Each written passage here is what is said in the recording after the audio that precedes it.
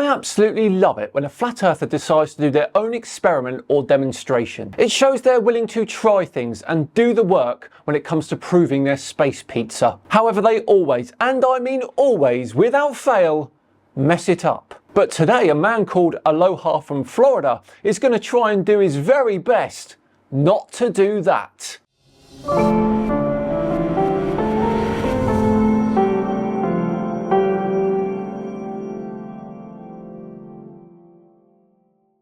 Hello all and welcome along to another episode of Flat Earth Friday with me, Simon Dan. Thanks very much for joining me. Before we begin with today's video, I was reading earlier how an Austrian cow became the first cattle ever documented to use tools. And I was reading that story on Ground News, which was actually founded by a former NASA engineer called Harleen Kaur, who worked on the James Webb Space Telescope. Now, Ground News combines stories and articles from thousands of outlets, local and national, in one place so readers can see the full picture of what's being reported around the world. As you can see here, Ground News shows you if there are any political leanings for each publication. And in this instance, we can see that this story is mainly left-driven, with 150 total news sources. Now, for every story, you get a quick visual breakdown of the news outlets covering it, what their political bias is, how factual the source is, which entity owns that source, and which countries are covering the story. Now, Ground News is also gaining notoriety for its work. They were recently recognised by the Nobel Peace Centre for their work on media literacy, saying that it's an excellent way to stay informed, avoid echo chambers, and expand your worldview, which is exactly why we use Ground News here too. You can see every side to every story with access to international perspectives that are hard to find. So then you can make informed decisions where you can read, watch and share the best information available. Also, Ground News is mission centric. It's not about eliminating bias, but providing better transparency. And they're funded by the community, not by big ads or investors. So go to ground.news/Simon, stay fully informed on breaking news and compare media coverage. Subscribe through my link in the description to get 40% off unlimited access if you support the mission and find it as useful as I do. Right then, on with today's video, which comes from a channel called Aloha from Florida. You've probably seen him before from my YouTube shorts. Here's a quick reminder of who he is. Good afternoon, Aloha from Florida. So real quick, two different types of pictures. I have mentioned this before, but just a short, sweet video about it. Because people will ask us as flat earthers, well, why do you want us to trust your pictures and you won't trust our pictures? Here's why. We take our pictures for ourselves. And they are not just observations, they also have measurements.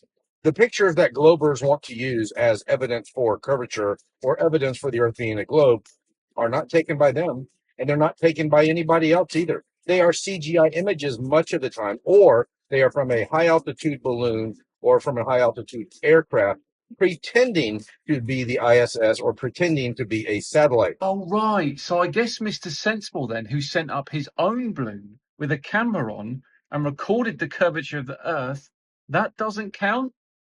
No?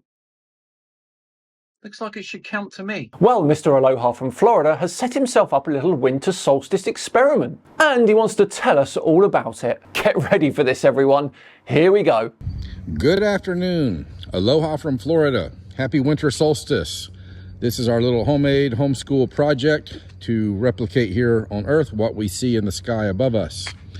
There is Polaris, the North Star, directly over the North Pole within the Arctic Circle. Outside of the Arctic Circle, we have the Tropic of Cancer, then the equator, then the Tropic of Capricorn, and then the Antarctic Circle, which is huge. Okay, couple of things. First, Polaris is not directly above the North Pole. It appears fixed because it's roughly aligned with Earth's axis of rotation, not because it's hovering above a geographic point. And second, casually saying that the Antarctic Circle is huge actually destroys your flat Earth model. On a flat map, it would be enormous, making flights impossibly long and requiring the sun to change speed dramatically. None of that happens in reality. And also, a model has to match observed reality, not just look convincing on a driveway. And it doesn't really do that, to be fair, either. If it fails on distances, speeds, seasons, and Antarctica itself, it's not really explaining anything. Right now, the sun is literally out over the Tropic of Capricorn making its circuit. It will be there for 2 more days, and then on the 3rd day, it will rise 1 degree back towards the center, back towards the equator. But right now, it is the winter solstice. In the spring, we will have the spring equinox. Next June 20th, I think, we will have the summer solstice and the sun will be up there. It moves in a spirograph pattern from the Tropic of Cancer down out over the equator, down to the Tropic of Capricorn and back. The sun does this about once a year. On the December solstice, the sun is directly overhead at local noon along the Tropic of Capricorn. It is not physically hovering above it or looping around it like a spotlight on a track. The sun's declination changes continuously, every single day. There's no pause, no turnaround day, no sudden jump. The solstice is simply the day that the rate of change briefly hits zero. A circling sun would require change of speeds, shifting altitudes, and selective illumination, which simply is not observed. The moon does it once a month. So this is just a little visualization of what we see in the sky over us. The Earth is flat and stationary. Some people don't like the word flat because they say we have peaks and valleys and mountains. That's true. That's the topographical part. But overall, the Earth is a level plane. The confidence he has is simply outrageous, isn't it? Dear, oh dear. I like to say it is an enclosed, electrical, topographical, stationary plane. And if you consider the Earth like a dartboard, in the center would be the bullseye, and that would be the North Pole. Directly over the bullseye in the sky is Polaris, the North Star. Everything, the sun, the moon, the wandering stars, which are commonly called planets, and the fixed stars, the constellations, move in beautiful circuits or cycles or patterns underneath Polaris, but around it, over the North Pole, but around it. Nothing goes around the sun. The sun is not the center of anything. Everything moves in perfect cyclical patterns in the sky over our heads. Saying that everything moves in beautiful cycles under Polaris ignores half the planet, to be honest. Stars rotate clockwise in the northern hemisphere and anti-clockwise in the southern, and they're centered on different celestial poles. A single stationary plane can't produce two opposite rotations at once. And the claim that nothing goes around the sun collapses instantly too. Planetary motions, retrograde motion, orbital periods, spacecraft navigation, and gravitational measurements all independently confirm heliocentric orbits. In my humble opinion, the retrograde motion of Mars is a delightful piece of proof that the Earth and Mars both orbit the sun. Flat earthers cannot explain this with any more than it's a pretty pattern in the sky.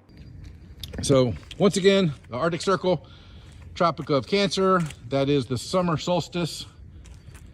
When the sun is there, when the sun is over the equator, that is either the spring equinox or the fall equinox. When the sun is over the Tropic of Capricorn, that is the winter solstice. These lines that are going around here are these ropes that are coming off of the top. We will all, myself and several of my family members, will hold one. We will walk in a circle around this, and that will represent the fixed stars, the constellations, rotating around Polaris in the sky, just as we observe with the star trails. Okay, that is all well and good, but how do you explain the fact that the sun does not change speed over the course of a year? If the sun is circling above a flat plane and tracing a much larger path in the summer than it is in the winter, why doesn't its speed change over the course of a year to keep the day 24 hours long? And where is the measured acceleration and deceleration that has to come with that? Would be interested to hear your explanation there, my friend. So just something simple to think about and consider of our observable reality. What we observe in reality debunks the globe delusion. The globe is a religion. It demands blind faith. There's not 1 ounce of empirical evidence for the entire heliocentric hypothesis. What an absolutely ridiculous statement to make. Earth's rotation is measured with ring laser gyros, the Coriolis effect, Foucault pendulums. Earth's orbit itself is measured through stellar parallax, aberration of starlight, Doppler shifts, and crucially, heliocentrism makes precise predictions. And those are confirmed every day. Eclipses to the second, planetary positions decades in advance, satellite passes to the minute. Flat Earth predicts none of that. If one model requires faith and the other lets you land probes on other planets, the evidence has already made its choice. There is a mountain of evidence for flat Earth. There really isn't, my friend. Good one.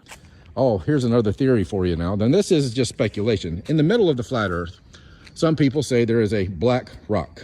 Interesting name. The old maps say it's Rupus nigra. And that black rock, in my opinion, is most likely the stump of an old ancient tree that went miles and miles and miles high into the sky. Yes, he said that with a straight face. And yes, he still expects us to believe the Earth is flat after saying that. You don't have to believe me, that's just my belief and my opinion. Same with your other opinions and beliefs. We won't believe you on those either. There are some things that we believe, that we have faith in. There are some things that we know.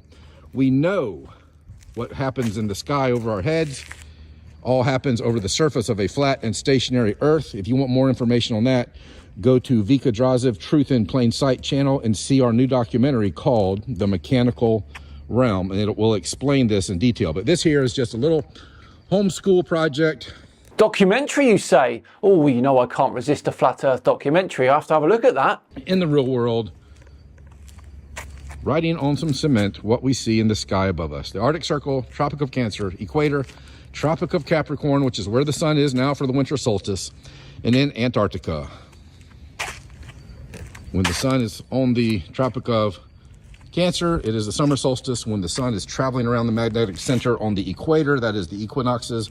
When the sun, as it is now, is traveling around the Tropic of Capricorn, it is the winter solstice, which is today. This just restates your claim without explaining it. Saying the sun is travelling around the tropics doesn't describe a mechanism, it just describes a diagram. On a globe, the sun's apparent position shifts because Earth is tilted and orbiting the sun, which predicts solstices and equinoxes precisely. Calling the equator the magnetic centre as well is just epically wrong. The magnetic poles aren't fixed, and they're definitely not centred on the equator, and have nothing to do with the sun's apparent motion. There is no measured magnetic mechanism guiding the sun's path. Most importantly though, above all else, this model never explains how the sun maintains constant speed whilst tracing dramatically different path lengths throughout the year, nor why solar angles, day lengths, seasons and opposite hemispheres all line up perfectly with the tilted orbiting globe. What an absolutely pointless video that was. It really was. We learnt nothing from that demonstration other than how confidently incorrect someone can be. My word. Well, that's actually where we're going to leave Aloha from Florida for today as we wrap up another video. Please let me know in the comments below what you thought